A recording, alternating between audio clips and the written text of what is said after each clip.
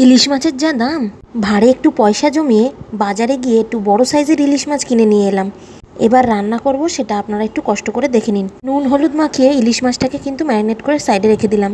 কড়াইতে তেল দিয়ে প্রথমেই এবার লম্বা লম্বা করে কেটে রাখা বেগুনগুলো দিয়ে দিলাম।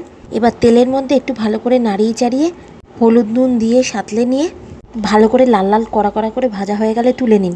এবার সেম তেলেই লম্বা লম্বা করে কেটে নেওয়া আলুটা দিয়ে দিন। নুন দিয়ে ভালো করে মিক্স করে একটু কড়া লাল করে ভেজে সেটাও তুলে নিন। গরম তেলে 1 চামচ কালো জিরে আর 3টে কাঁচা লঙ্কা দিয়ে দিন। ফোড়ন থেকে ভালো গন্ধ ছেড়ে আসলে একটা সিক্রেট মশলা দিয়ে দিন। কাশ্মীরি লঙ্কা, হলুদ গুঁড়ো আর জিরে গুঁড়ো ভালো করে জল দিয়ে মিশিয়ে সেটা দিয়ে দিয়েছি। এবার ম্যারিনেট করে কাঁচা ইলিশটা দিয়ে দিন। একদম কিন্তু সোজা রান্না, টেস্টও অসাধারণ। ব্যাস, মাছগুলো দেওয়া হয়ে গেল, একটু উলট পালট করে দিন। পরিমাণ মতো জল দিয়ে ঝোল বাড়ান। 3টে কাঁচা লঙ্কা চিড়ে দিয়ে দিন। ভেজে রাখা আলু আর বেগুনটা দিয়ে দিন। ঢাকা দিয়ে রান্না করলে সব নরম হয়ে যাবে। এইভাবে রান্না করলে ভাত মাছ দুটোই শেষ হয়ে যাবে, কিন্তু ঝোল চাকার জন্য আবার ভাত নেবে।